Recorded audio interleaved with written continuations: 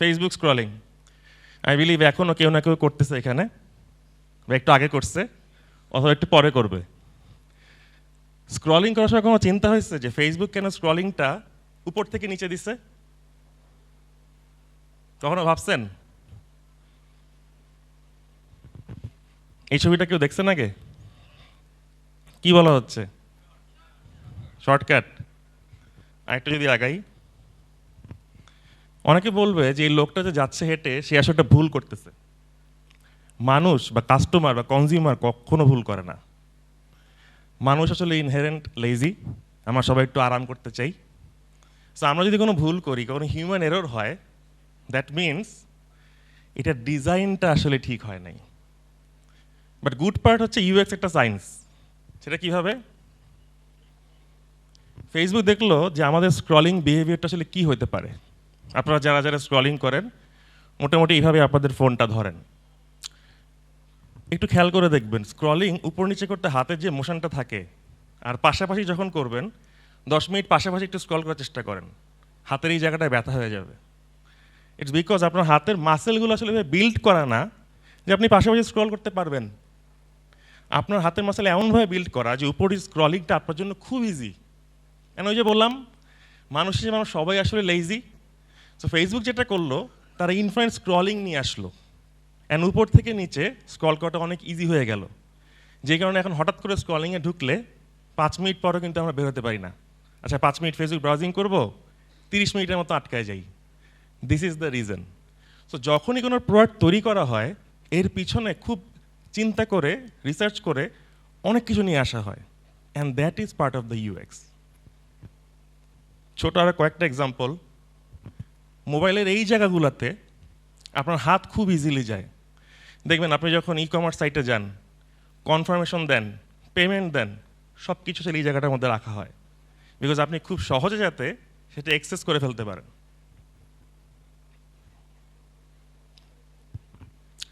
4 number point ইউএক্সের logo association. খুব দ্রুত করে বলবেন, 4টা ছবি দেখাবো, 4টা লোগো দেখাবো। কিসের লোগো? প্রথমটা কি?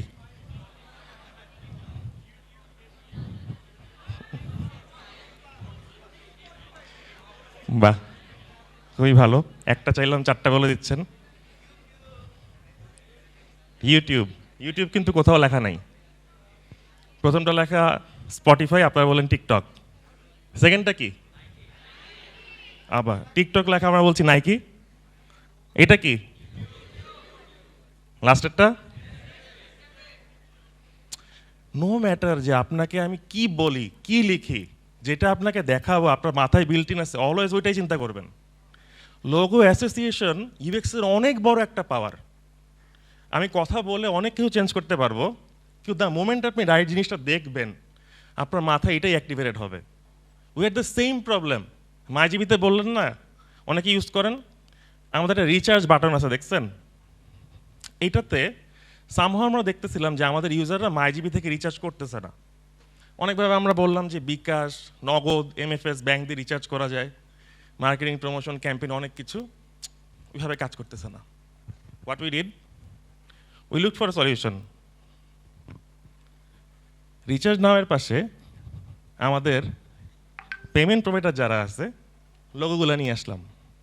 ইমিডিয়েটলি লঞ্চ করার পর 2 টাইমস ট্রানজাকশন বেড়ে গেল, জাস্ট বিকজ একটা রাইট ইউএক্স প্রিন্সিপাল আমরা ইমপ্লিমেন্ট করতে পারছি।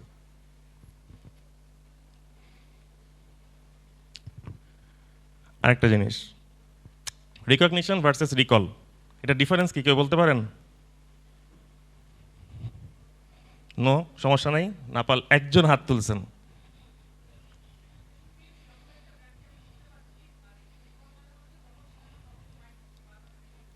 Very good, very good. কোনটা আমরা আসলে ইন্টারফেস ডিজাইনের ক্ষেত্রে ইউজ করব এটা বোঝাটা খুব ইম্পর্টেন্ট। তার আগে 2টা এক্সাম্পল দিই।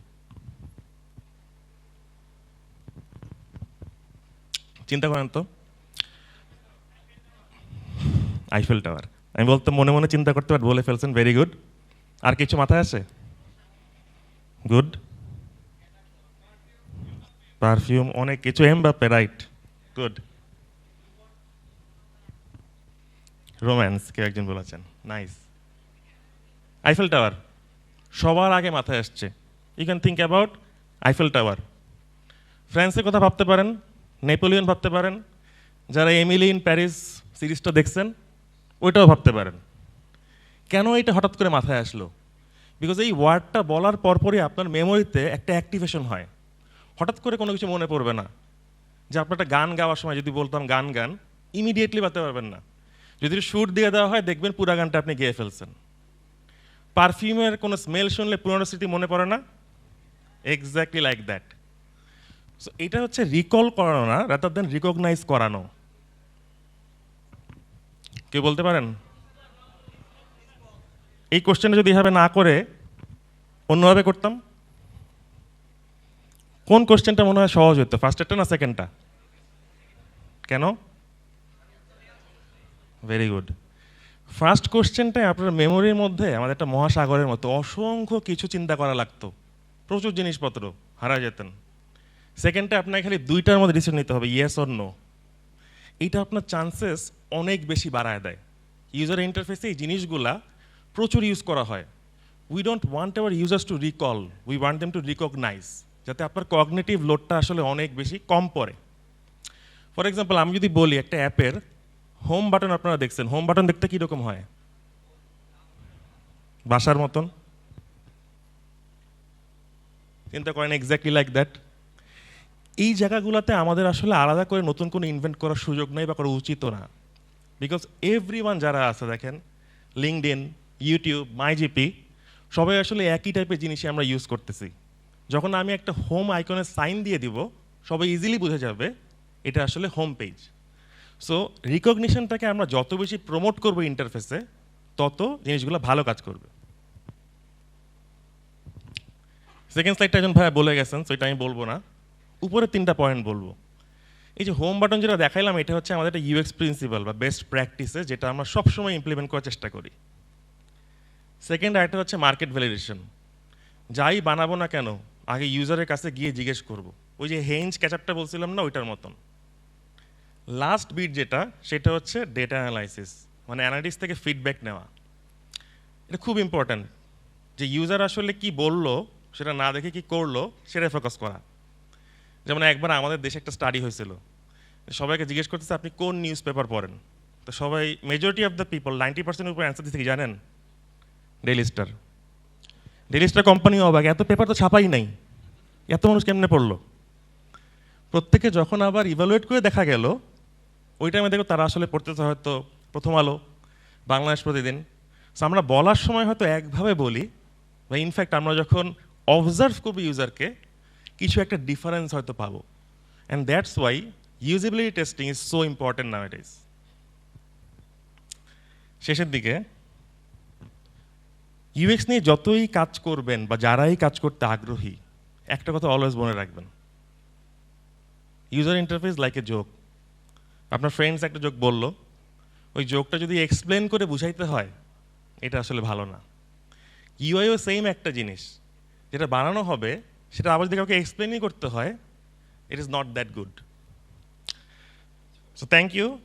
জাস্ট একটা মেসেজ সবার জন্য দিব, ইট মে বি ডিফিকাল্ট যে নতুন কোনো কিছু শেখা প্রতিদিন কন্টিনিউয়াসলি, বাট অল্প অল্প করে যদি প্রতিদিন শিখতে পারেন একটা সার্টেন টাইমে গিয়ে এটা আসলে অনেক বেশি বড় হবে বা বিল্ড করতে পারবেন এটার উপরে। Thanks a lot.